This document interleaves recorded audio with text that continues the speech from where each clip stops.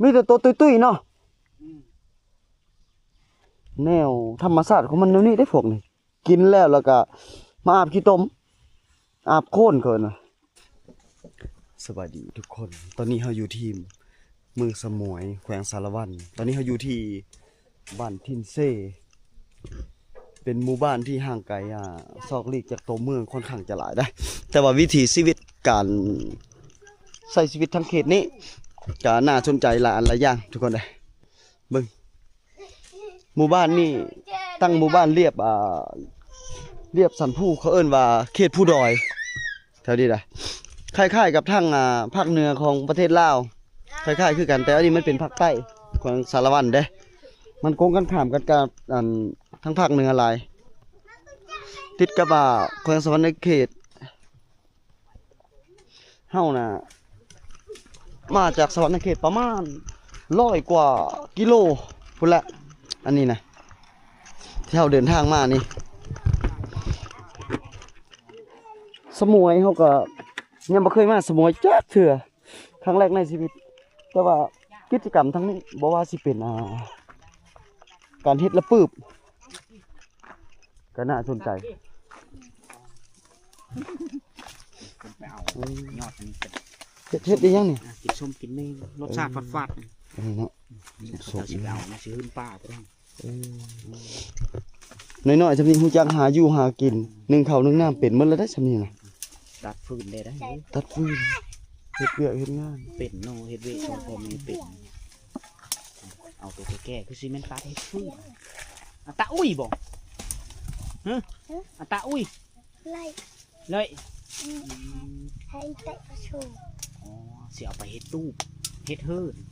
เฮ็ดลิ้น มีวัฒนาการเฮ็ดคือการดำรงชีวิตเสียมือเฮ็ดตู้เฮ็ดหมดนี่แหละ อายุซำ ต้ นี้ องได้ นะ เฮ็ดเองเป็นเฮ็ดเฮิร์นเป็นนะ อันนี้ได้ทุกคนน้อยๆซำนี้นะหาหลัวหาฟืนนึ่งข้าวนึ่งน้ำเฮ็ดเวียกเฮือนเวียกซ่านคือเรียบร้อยได้ตำข้าวตำน้ำเป็นหมดแล้วได้ซำนี้นะ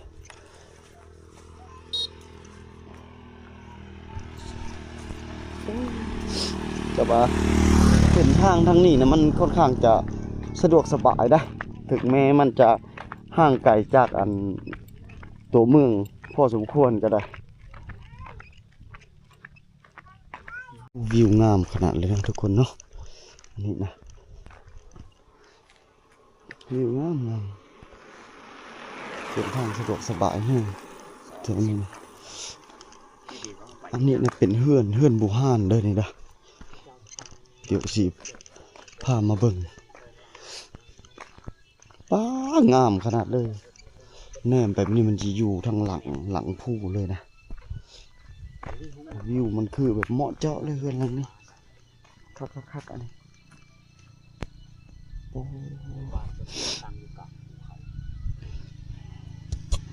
แนมมันไม่เห็นภูเขาแนมมาทางนี้ประเทศนั่นภูผาเหมาะเจาะเฮ็ดเฮือนหลังงามเบิ่งเลยเฮือนสมัยบูฮานพุ่นเด้อก็บ่เชิงว่าสมัยบูฮานดอกแต่ว่ามันเป็นเฮือนแบบทรงเก่าแบบนี้นะการแอมทางขวางแล้วก็มาแอมทางตั้งอีกนะห้องน้ำบ่มีนะ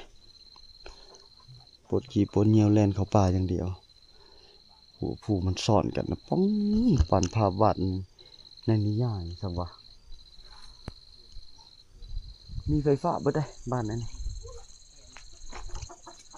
สะดวกสบายอยู่กองตารางนี่สิมีเกินบ่เตียงเอาไว้นั่งลิ้น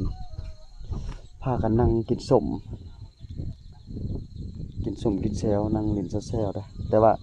เฮามายามมื้อเว้นอาจจะบ่ได้พอหรอกเพอยามนี้มันเป็นยามเวียกยามงานเด้ทางให้ทางสวนแล้วอยู่กับส่วนหลายก็มีแต่เด็กน้อยอยู่น้อยๆก็ต้องอยู่พวกกินท่าพ่อท่าแม่ได้ทุกคนแถวนี้มันเรียบชายแดนเวียดนามเด้มันมีภูเขาดินเปียกตลอดเลยแถวนี้ฝนตกตลอดปีมันจะเบิ่งมันสุ่มนี่เปียกเบิด อ๋อเป็นสั้นเป็นลั่นเป็นลั่นเนาะคักดี น้ำที่เขาเจ้าใส่คือเวลาฝนตกมันก็ตกสูงก็ฟูอยากนั่นไหวเพื่อส่งสายสะดวกส่งสายล้างถ้วยล้างโบ้ อันนี้ก็เฮือนงาม ย่าง นะ เสามาที่ได้ต่ำเขา อยู่ทางหลังผู้เลยนะทุกคนเลยนี่นะ เจะได้ต่ำเขากินเองด้วยมือ ว้าวแกันหล่อนกระปิดน้ำได้นี่เอาไว้ลองน้ำฝนเอาไว้ใส่ตำเข่าอยู่กล้องตารางนี่เปียกเบิดเนาะแถวนี้ฝนตกตลอดปีเลยติดกับชายแดนเวียดนามอันนี้ย่ำฝนนะทุกคนนะอันนี้เขาเอิ้นว่าเตาดินนะเขาเจ้าเขาสิเจาะแบบนี้ได้เขาเจาะลงไปแบบนี้เลยการหนึ่งข้าวหนึ่งน้ำกันหนึ่งวันนี้แหละยังอยู่โคกินนะ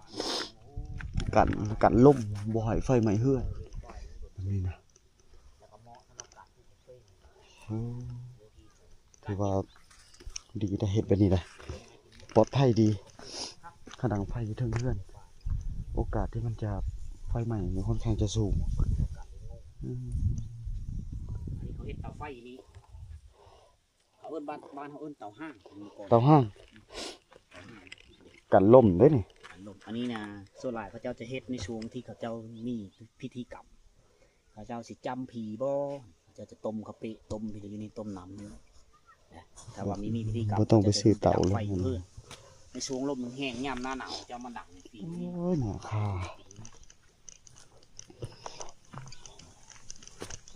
บ่ได้เห็นหญ้าค่าดนเลยล่ะป่าหญ้าค่านี่ ข้าเนี่ยแปะ หนูพวกคือสิหลายเดี๋ยวทุกคนเพื่อนชานบ้านซองก็ตั้งเรียบแคมผู้แคมทางไปนี่แล้วได้เห็นปะสรุปลงไปก็มีเพื่อนรถงามวิถีชีวิตคือสุดยอดเลยรักการใช้ชีวิตแถวเขตชนบทเมืองชะมวยแขวงสารวันคักวิถีชีวิตวัฒนธรรมป้อฟืนเต็มมันนั่นเลยเต็มกองตารางเลยโอ้กระต่อสังเกตเบื้องดินมันจะซุ่มตลอดเลยนะซุ่มเปียกตลอดเนื่องจากว่าฝนตกใช่ไหมไปจะพาไปเบิ่งอันนึง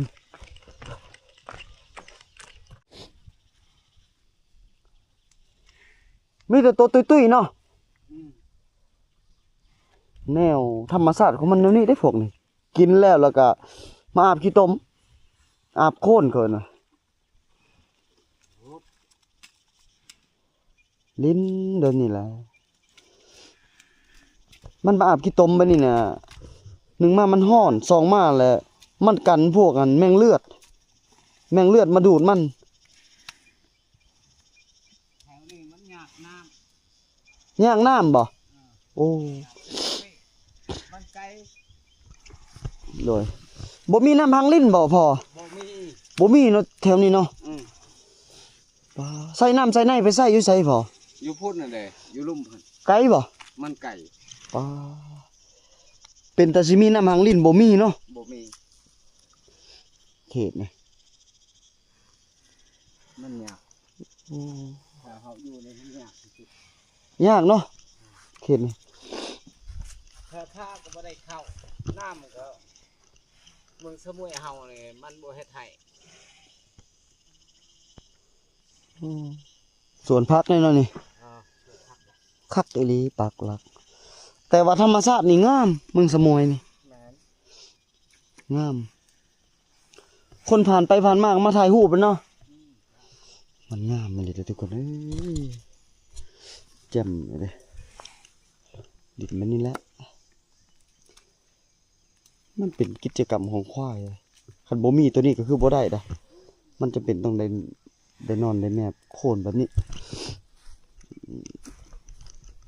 มึงสมวย เมืองสมวยนี่เป็นเมืองชนเผ่าบลูเลยทุกคนเผ่าบลูเผ่าคือหยังวะจำบ่ได้ก็บ่ว่าเนาะลืม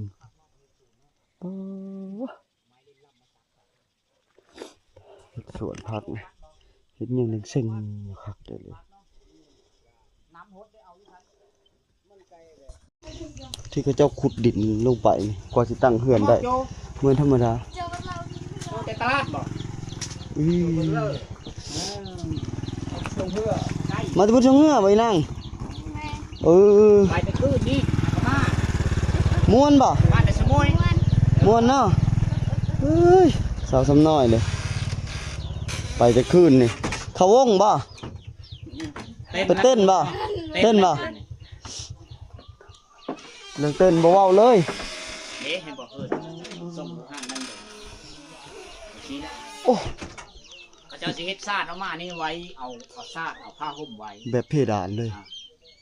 บ่อนไว้เครื่องไว้ของเขาเจ้าสิเอาออกมาแบบนี้ส่วนเผาตะโอ้ยบ่ส่วนเผาปะโกกระโดเขาเจ้าสิเฮ็ดเฮิรนแบบนี้แหละเฮิรนมาเฮิรนบ่ห่านดังเดิมเวลาเฮาเฮิรนไปเฮิรนเขานี่มันจะกว้างเนื้อที่มันสะอาด เพราะว่าเขาเอาเครื่องขึ้นเทิงไปเลย แต่ว่าเครื่องอยู่เทิงเบิด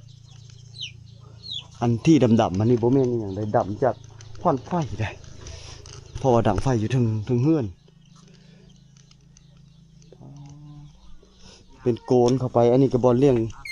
องใกล้อีกเขาเฮ็ดจัดสรรให้บ่ฟืนทางกลางเป็นข้อใกล้ แล้วแรกก็ฮอกกระแตบ่ได้เอาว่ะ50เจ้าก็ฮอก อันนี้แหละเขาเอิ้นว่าสภาเด้อสาร ช่วย สารด้วยหวาย ช่วยแต่ บ้านเอิ้นสภาเนาะ ด อันนี้แหละทั้งเผาตะโอ้ยทั้งเลยนี่มีแต่กระพายแบบนี้แหละนี่บ้านเฮานี่ผู้ไทยนี่ก็ยังแต่พาทางนี้นี่เขาจะหาเป็นนั่นพวกสภาแบบนี้ แต่ช่วย จ้อย จ้อยเนาะผู้ไทยว่าสภา กับผ้า สภา ปักลง ป้าทุกคนไปบุญบ่อยๆจะไปมุ่งหลังคาว้ายบ่มุน เจ้ามามุ่งเฮือน แถวนี้มันหลายเลยพุ่นน่ะทั้งบุญกับแม่นหมดอ่ะ เชื่อกระเบื้องเลย ไปบุญบ่อยๆ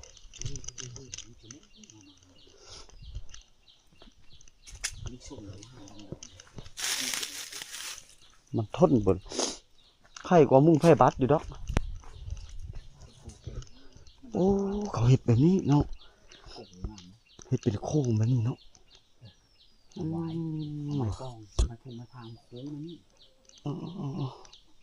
ปอ น้ำเป็ดเป็นเบิ้งตัดราคา บทเห็นง่ายๆเลยเห็นดีป่ะปอ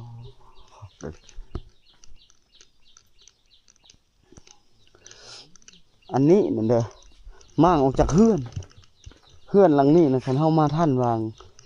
างเดือนน่ะเดือนก่อนเดือนหลังนี่น่าจะมุ่งอันนี้อยู่อันนี้เฮาก็เปลี่ยนเป็นกระเบื้องเห็นป่ะเขาก็เปลี่ยนเขาก็ทอดตัวนี้ออกแล้วก็ใส่กระเบื้องใหม่ ฝืนเจ้านี่หลายแล้วติ่งกองตารางเฮือนตลอดหน้าที่หลักๆคือนี่ เขาเฮ็ดโค้งแบบนี้ว่ะ ต่อหน้าไปนี่คือไม่ได้เห็นนะ เริ่มมืดแล้วเด้บ่อนาคตนี่สิบ่มีแล้วว่าเพื่อนมุ่งใบบุญใบหวายแบบนี้นะคือสิบ่มีแล้วล่ะอันนี้เห็นบ่เขามั่างออกแล้วเด้อนาคตคือว่าโลกมันหมุนไปทางหน้าเด้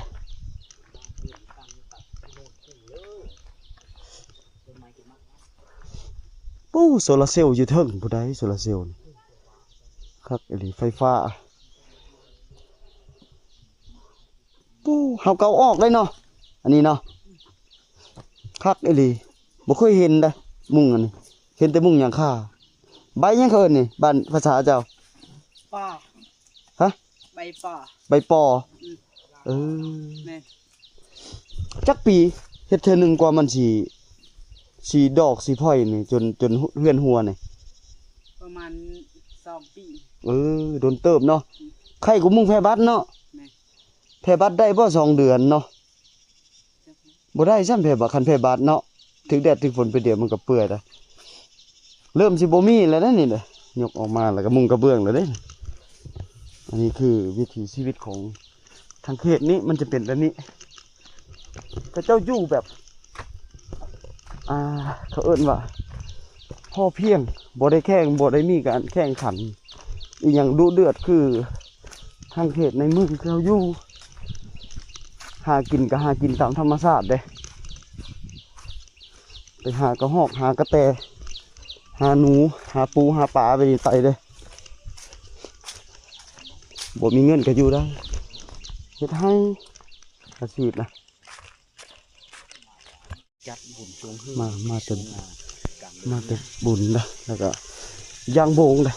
จะเอามาตากขายนี่ตากก็ตากแต่แค่ข้างไปนี่แหละเสียมาตากไว้ละ เปิดเพลงคนน้อยเอาในมือว่าไปบนมีสัญญาณโทรศัพท์ก็คือ โหลดไว้ โลดไว้ย้ายไปตามทางนี่แหละมันมีบอนตั้ง นี่เด้อ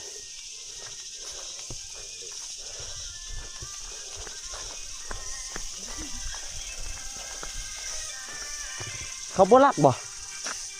เขาบ่รักใบล่ะแบบนี้เนาะ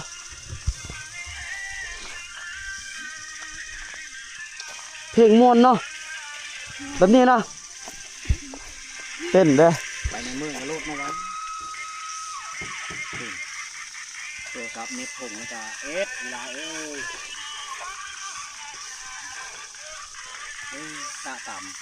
ำข้างปูอย่างนี่เลยมันแห้งแล้วก็มากู้เอาวัดเมียเด้ฝนตกเอาท่านบ่ แห่ง อ๋อเอาท่านนะฝนตกแล้วก็กู้คืนเสื้อกระเป๋าอีได้ เป็นทางไปบ้านทางกวนขึ้นแล้วผู้นั้นจะเป็นบ้านตะลุยหรือบ้านสมุย